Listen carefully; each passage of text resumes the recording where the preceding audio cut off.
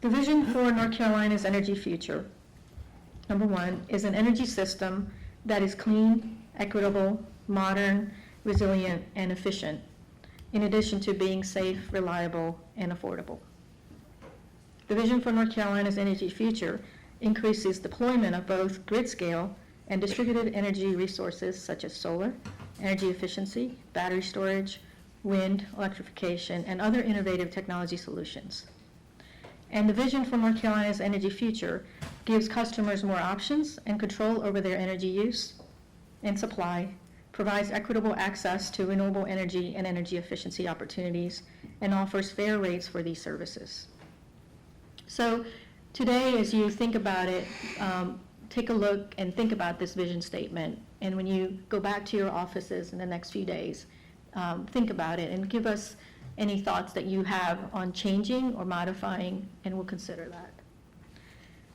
The second part is pathway to getting to that vision.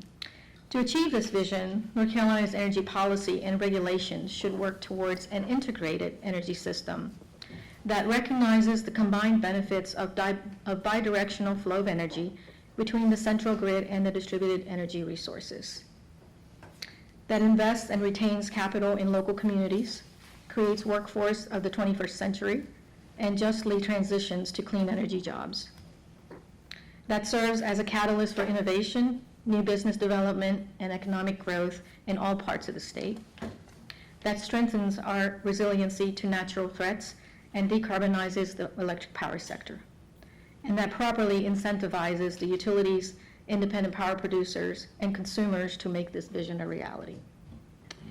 So with that, this framework is really what our philosophy is towards why we're doing this. Think about it. We're not asking you to, give us thoughts right now, but individual people may want to do that privately. Put your thoughts over here on the side before you leave. And feel free to email me or contact any of my teams to say, hey, I really think you should reword this or you should think about this.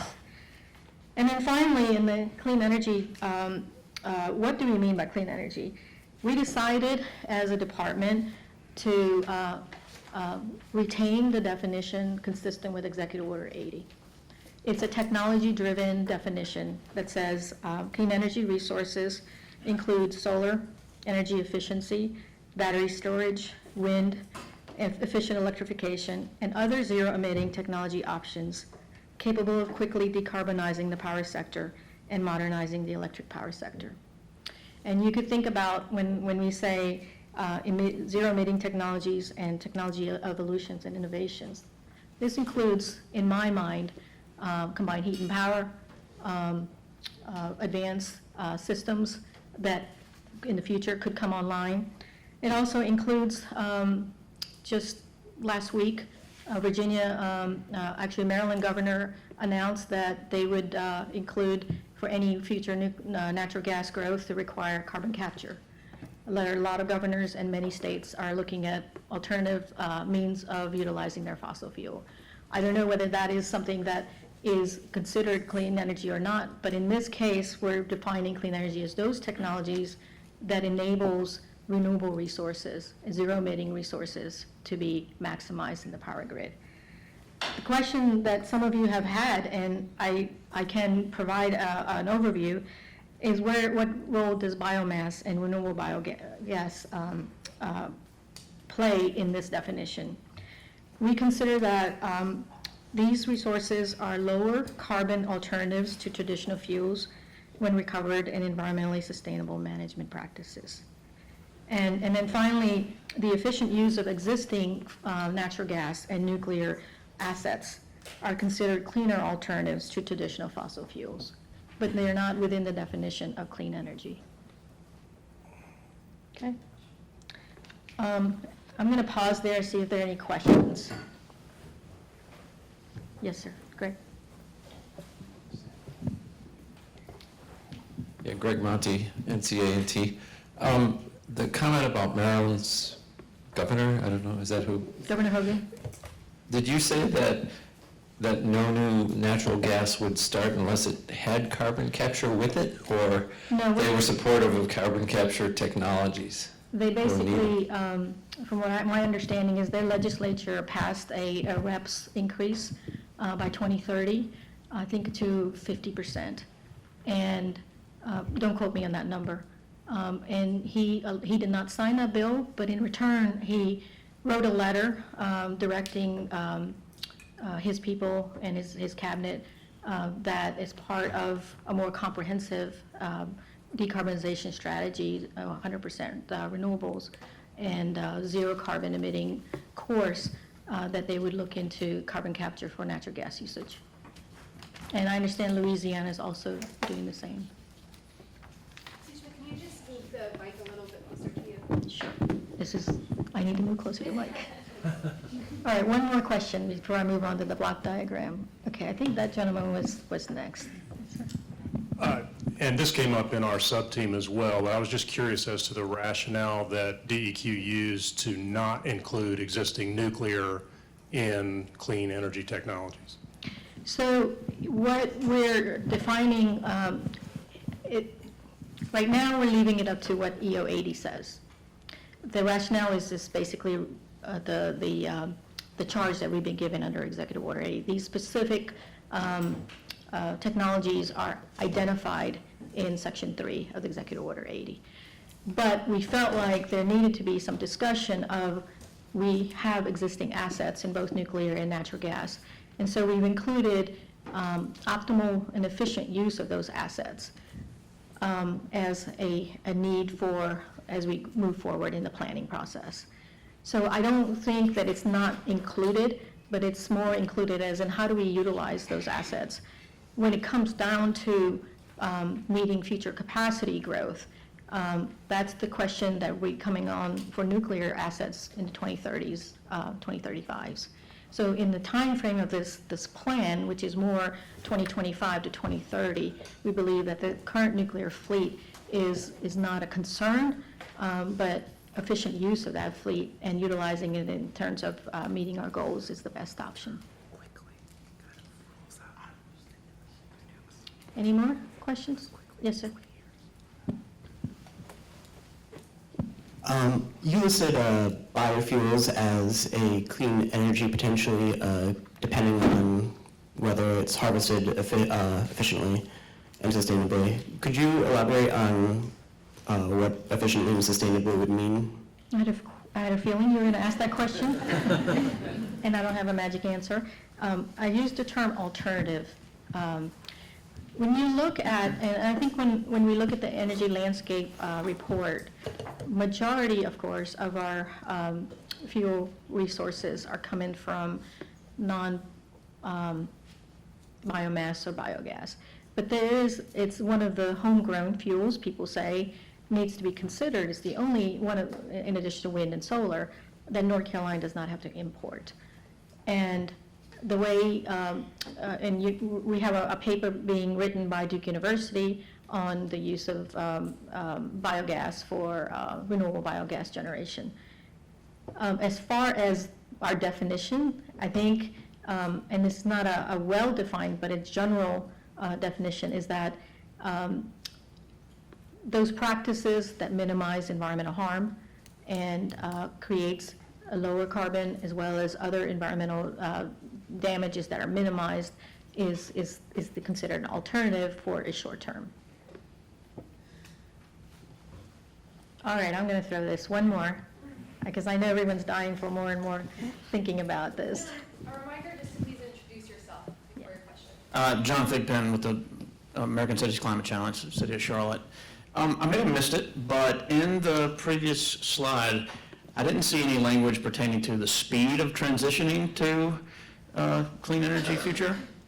Yes, that's a very good question, right? And that's going to be part of not necessarily the vision. We could integrate that. You know, the term I said quickly, that could be quantified in terms of some kind of time frame. But the report itself, I think what is gearing towards is short-term actions between the next 3 to 5 years and versus the next 5 to 10 years. I think anything beyond that is really going to be requiring us iterative processes like this, we're looking at, within the next 3 to 5 years, where do we want our energy future to be? And then what milestones or goals do we want to shoot for by 2030? And that seems to be consistent with how other states are tackling this. Because there's so many changes occurring in the technologies that I just described that are offering the clean energy solutions. That going beyond that would be too speculative. So, everybody cool? I know I can't make everybody happy. So here we go. So the next diagram is, you may recall we did views on the current energy and regulatory system. This was a voting exercise that we did. On the left is what not only you all, but listening sessions across the state identified as some of the good things that are happening, that have happened over the years in terms of how we have evolved and developed our energy system. Lots of kudos for how reliable our grid is, and a lot of people have a different understanding of reliability, but in general, when we turn our lights on, the lights are on. When we have damage from storms, they come on relatively quickly, so we got a lot of positive feedback. We've already, as a state, been leading on investments in smart grid technologies. We have introduced past incentives on renewable energy, energy efficiency, and we have, as a state, introduced forward-thinking policies related to not only renewables, but also environmental protection. And it's that spirit, I think, that is driving all of you to come here and say, what are the next series of policies that are going to put us to the next 10, 20 years into the future. You all define lots of challenges that exist in our energy system. I'm not going to go into it, but I encourage you to take a look at it. They span from access to transparency, to leadership, to openness, to complications and complexity of the rules and regulations, and the lack of business friendliness. All that are thrown into here as the challenges. And then the next slide is really, to me, the bottom line. You all did a voting exercise where you picked the top 3 values. You said you wanted to ensure we retained in designing and fostering the growth of renewables and clean energy resources into our energy system. And the number 1 value that was selected was environmental and carbon reduction. This was about 400 folks that contributed to this effort, and it includes almost 150 folks that are not here, that are from the industry and the private sector. So 19% of the respondents prioritized, double digits prioritized carbon reduction as a key value moving forward. Then followed by affordability, reliability, environmental justice, and efficiency. I would say everything else is within the uncertainty of these kind of surveys, so I wouldn't, put too much onus on, where equity is at 5% versus public health at 4%. Really, generally, these 12 to 13 values represented 85% of the voting respondents' responses, the top 3 values they wanted to retain. So this gives us a recipe for as you go through your recommendations, you constantly think about that this is what your people across the state have asked for, that we keep in mind. And then finally, as Kara said, we have sort of strategized into 4 buckets of these strategy areas in the plan, and this is, I think, how we're going to present it. We felt like 11 focus areas that you guys were introduced last time were just too many to keep your head around, and so those 11 are grouped into 4 strategies. The first, this is not in any order, one is customer choice and economic development. This will be discussed and prioritized next time in July. Equitable access and just transition will be prioritized today. Carbon reduction and resilience will be prioritized next time. And part of the reason is we're waiting on completing some of the external modeling results that are going to be given to us in the next couple of weeks, and we want to integrate some of those future carbon policies into those recommendations. And then the utility incentives and system planning That strategy is going to be talked about today. That's a result of 3 focus areas. And as we talked about last time, our plan is, again, consistent. There'll be the main document that has the policy and action recommendations. There'll be a high level. Accompanying that will be the series of supporting documents. Many people ask, well, what is this resource document?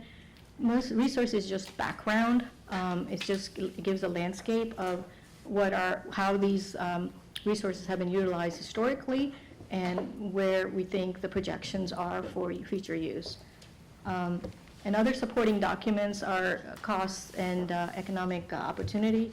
And then finally, some projections on current historical GHG emissions and NOx and SOx emissions with the power sector. And we will basically integrate some of the carbon-related recommendations and provide a projection of what the reduction potentials are if we carry out some of those policy actions in 2025 and 2030, and if we have the data beyond that.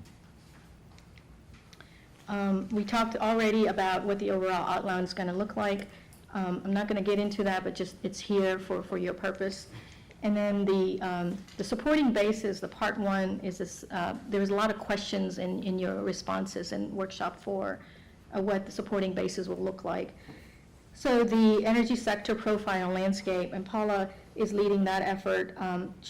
That includes an overview of all the resources, a deeper dive into the power sector. We will touch on the thermal and the natural gas and other sectors, transportation sector, but most of the focus will be in the power generation sector.